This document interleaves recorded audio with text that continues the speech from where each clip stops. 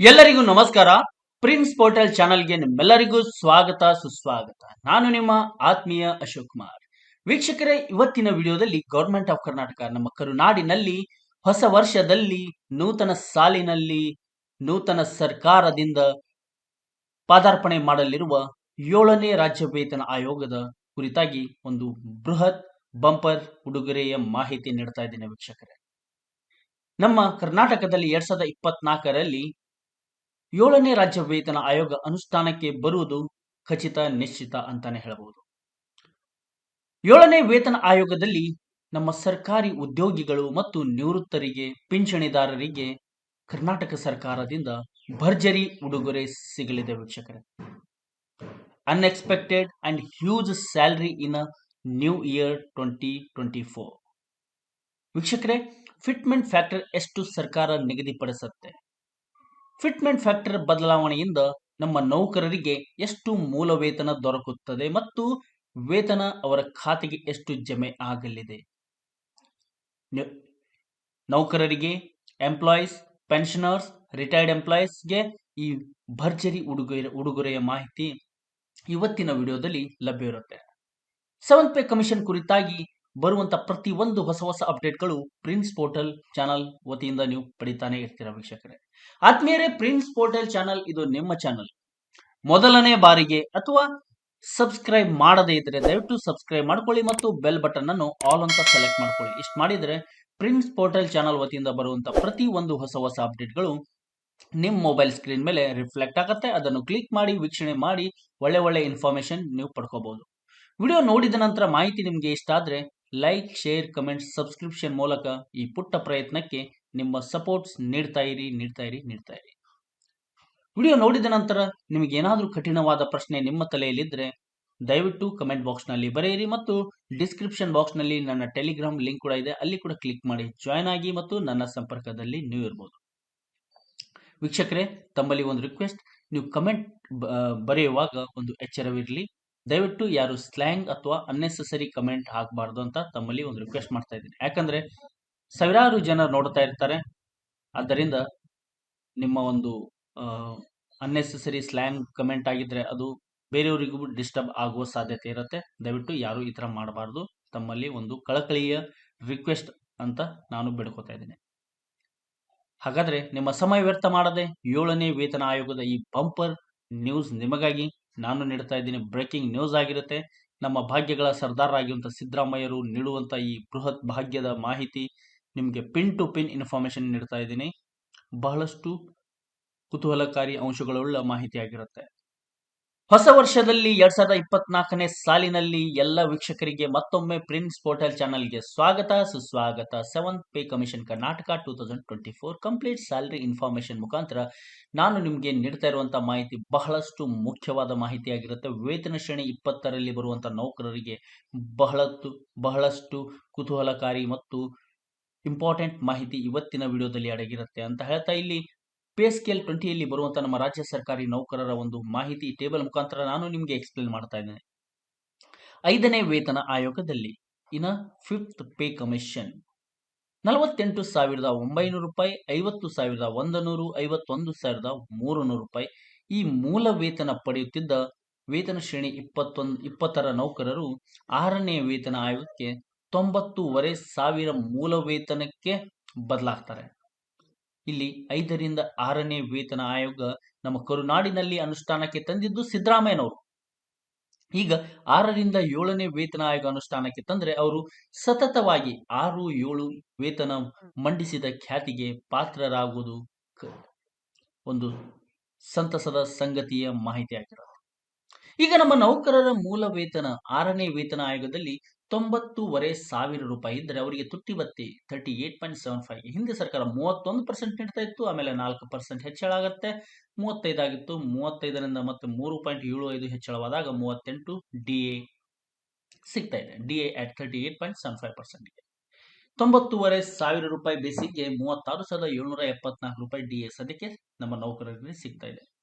ಈ 6ನೇ ವೇತನ ಆಯೋಗದ ಮೂಲ ವೇತನ ಮತ್ತು ತುಟ್ಟಿ ಭತ್ಯೆಗಳನ್ನು ಆಧಾರದಲ್ಲಿಟ್ಟುಕೊಂಡು ಸೂಕ್ಷ್ಮವಾಗಿ ಪರಿಗಣಿಸಿದಾಗ ಸೂತ್ರದೊಂದಿಗೆ ವಿಲೀನಗೊಳಿಸಿ ಮಿಲನ ಮಾಡಿದ ಒಂದು ಮಿಕ್ಸಿಯಲ್ಲಿ ಹಾಕಿ ರುಬ್ಬಿದಾಗ ನಮಗೆ ಸಿಕ್ಕಿರುವಂತ ಒಂದು ಹೊಸ ಮೂಲ ವೇತನದ ಲೆಕ್ಕಾಚಾರ ಅಂದ್ರೆ ಒಂದು ಪ್ರೆಡಿಕ್ಷನ್ ಮಾಡಬಹುದಾದ ಒಂದು ಪ್ರೀ ಅಸಂಪ್ಷನ್ ಒಂದು ಅಂದಾಜಿನ ಮೇರೆಗೆ ಲೆಕ್ಕ ಹಾಕಬಹುದಾದ ಒಂದು ಹೊಸ ಮೂಲ ವೇತನದ ಮಾಹಿತಿ 1,22,175 ರೂಪಾಯಿ. ಇಲ್ಲಿ ಹೊಸ ಮೂಲ ವೇತನ ಅಂದಾಕ್ಷಣ ಇಲ್ಲಿ ನೀಡಿರುವಂತಹ ಒಂದು ಅಂಕಿ ಅಂಶಗಳನ್ನು ಒಂದು ನಿಯರೆಸ್ಟ್ ಡಿಜಿಟ್ಗೆ ಫಿಕ್ಸ್ ಮಾಡಿ ಒಂದು ಸ್ಟ್ಯಾಂಡರ್ಡ್ ನ್ಯೂ ಬೇಸಿಕ್ ಆಗಿ ನೀಡುವ ಸಾಧ್ಯತೆ ಇರುತ್ತೆ.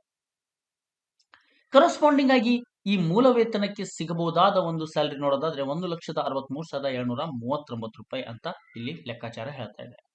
ಅದಾದ ನಂತರ ವೇತನ ಶ್ರೇಣಿ 20ರಲ್ಲಿ ಬರುವಂತಹ ನೌಕರರ ಮಾಹಿತಿ ಅಲ್ಪ ಸ್ವಲ್ಪ ಬದಲಾಗ್ತಾ ಹೋಗುತ್ತೆ. 52,500ದಿಂದ 92,700ಕ್ಕೆ ಪರಿವರ್ತನೆ ಆದಲ್ಲಿ 35,921 ರೂಪಾಯಿ ತುಟ್ಟಿ ಭತ್ಯೆ ಸಿಗ್ತಾ ಇದೆ.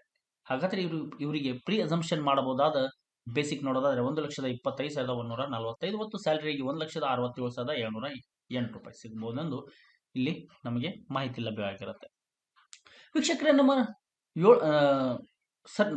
ಕರ್ನಾಟಕ ಸರ್ಕಾರ ನೌಕರರ ಸಂಘವು 7ನೇ ವೇತನ ಆಯೋಗಕ್ಕೆ ಹಲವಾರು ಬೇಡಿಕೆಗಳನ್ನಿಟ್ಟಿದೆ. ಅದರಲ್ಲಿ ಪ್ರಮುಖವಾಗಿ ನಮ್ಮ ವೇತನದ ಹೆಚ್ಚಳದ ಕುರಿತಾಗಿ ಮತ್ತು ನಮಗೆ ಸಿಗುವಂತ ಸವಲತ್ತಿನ ಕುರಿತಾಗಿ.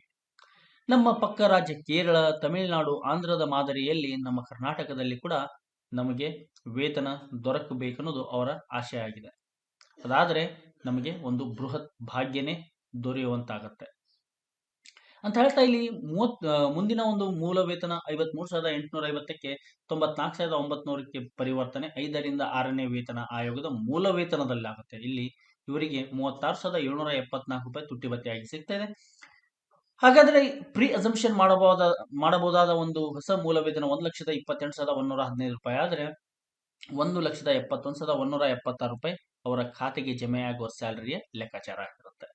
55,200 ರೂಪಾಯಿ 5ನೇ ಆಯೋಗದ ಮೂಲ ವೇತನ 97,100ಕ್ಕೆ ಬೃಹತ್ ಬದಲಾವಣೆಯ ಸ್ವರೂಪವನ್ನೇ ಪಡೆಯುತ್ತೆ.